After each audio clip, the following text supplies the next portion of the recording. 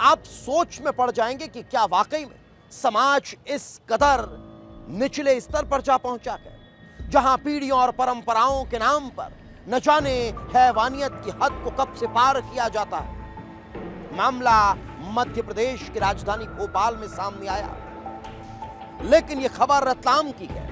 रतलाम से एक युवती भोपाल महिला थाने पहुंचती है और पुलिस को कुछ ऐसा बताती है कि पुलिस को अपने ही कानों पर यकीन नहीं होता। पुलिस के पैरों तले जमीन खिसक जाती है और उस कहानी को सुन पुलिस के भी होश उड़ जाते हैं, क्योंकि उस युवती के साथ पिछले न जाने कितने वर्षों से हैवानियत की हदों को पार किया जा रहा था, और ये करने और कराने वाला कोई और नहीं बल्कि उसके अपने थे। उसको जन्म देने वाले उसके माँ बाप थे, उसको पालने पोसने वाला उसका मामा था। आखिर कैसे उस युवती को इस जिस्म फरोशी के दलदल में धकेल दिया जाता है, रिपोर्ट पे देख लीजिए। परंपरा के नाम पर सेक्स का बाजार, जहां माता पिता की कर देते हैं नीलाम। 200 रुपये में बेटियों का व्यापार।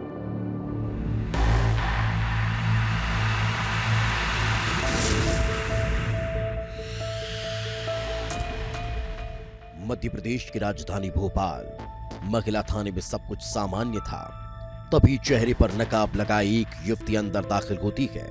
डरी सहमी युवती पुलिस कर्मियों के पास पहुंचती है और जब वो अपनी आप बीती सुनाती है तो पुलिस वालों के भी होश उड़ जाते हैं, क्योंकि उसे शिकार बनाया गया था एक ऐसी घिनौनी प्रथा का जिसके जरिए उसे दिन में कई बार नीलाम कर दिया जाता था। उसे देह व्यापार के दलदल में धकेल दिया जाता है। रोजाना उसका सौदा महज 200 रुपये में कर दिया जाता है। उसे हवस के दरिंदों के सामने परोस दिया जाता है। और ये खेल आज से नहीं बल्कि बीते 6 सालों से चल रहा है। वो 6 साल से घुट घुट कर जिंदगी जी रही थी। उसके ही घर में उसके ही माता पिता के सामने हवस के भेड़िए आते हैं और जिस्म को नोच कर चले जाते हैं।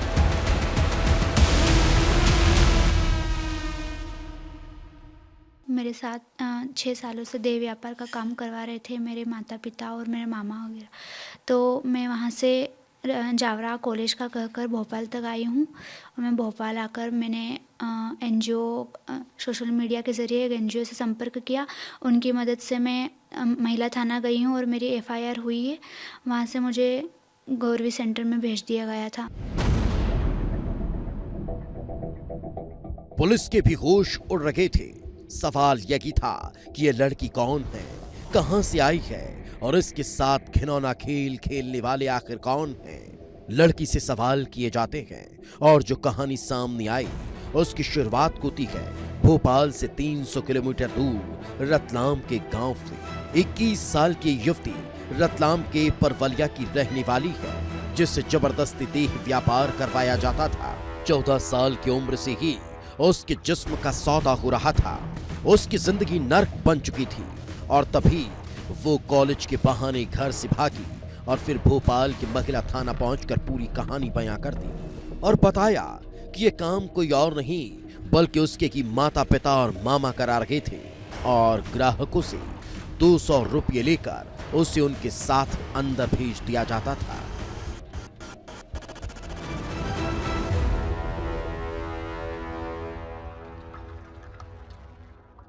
जी सर, मेरा जो समाज है वो मैं बाछड़ा समाज से हूँ।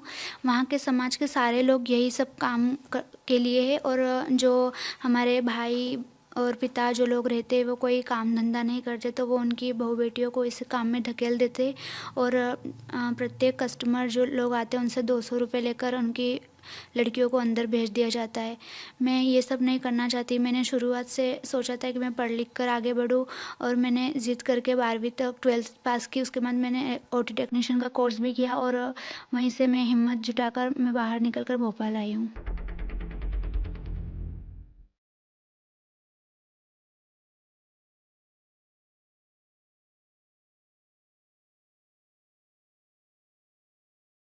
पुलिस जांच पड़ताल करती है तो सामने आता है ये सिर्फ अकेली नहीं है।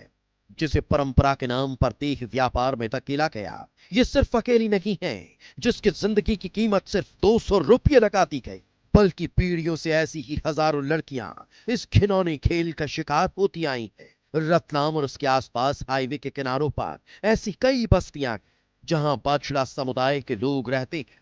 बाछड़ा समाज में परंपरा के नाम पर पीढ़ियों से मासूम लड़कियों को देह व्यापार के अंधे कुएं में धकेला जा रहा है, जहां न ही बचपन की मासूमियत है, न ही शिक्षा की स्वतंत्रता और न ही इंसानियत।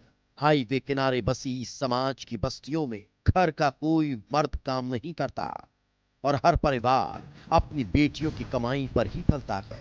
हाईवे किनारे गुजरने वाले ट्रक ड्राइवर्स और बाकी लोग उनके ग्राहक होते हैं, क्योंकि ट्रक ड्राइवर्स कई कई दिन तक घर से बाहर रहते हैं और अपनी जरूरतों को पूरा करने के लिए ऐसे ही ठिकानों को तलाशते रहते हैं।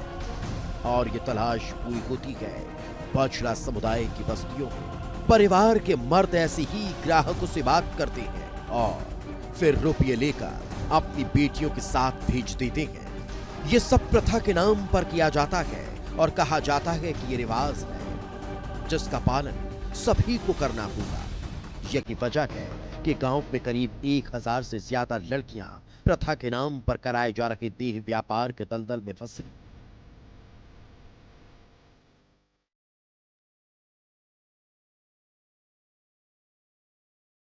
जी सर, वो तो उनके पेरेंट्स द्वारा दबाव डाला जाता है, तो वो सब उनकी इच्छा से ही चलता आ रहा है। जो लड़कियां पढ़ लिख गई है वो आगे निकल गई है, जो नहीं पढ़ी लिखी वो वहीं दबी हुई रह गई है।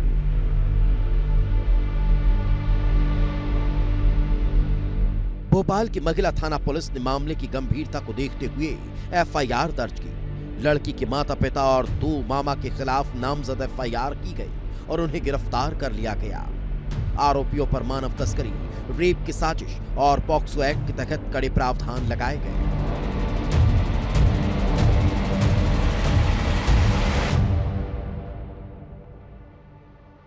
मुझे खुशी है कि भोपाल के लोग बहुत सेंसिटिव हैं।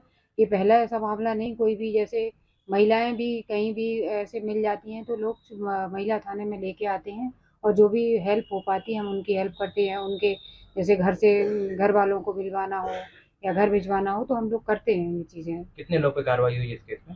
4 लोगों पे एफआईआर दर्ज हुई है इस पर। कौन कौन पे? उसकी मम्मी और मामा लोग हैं और जो उसके मामा हैं जो उसके फादर की जगह नाम लिखा हुआ है उन पर।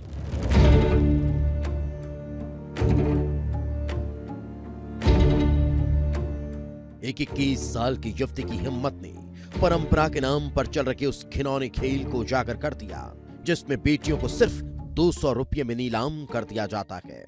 बाछड़ा समुदाय का ये कथित रिवाज सदियों से लड़कियों की जिंदगी को नर्क बना रहा है, जहां पूरा परिवार उनकी देह से होने वाली कमाई पर चलता है। पीड़ितों ने 6 साल की गुलामी के बाद आखिरकार चुप्पी तोड़ी और भोपाल के महिला थाने में अपनी आपबीती सुनाई। पुलिस ने तुरंत कार्रवाई करते हुए उसके माता पिता और 2 मामाओं को गिरफ्तार कर लिया।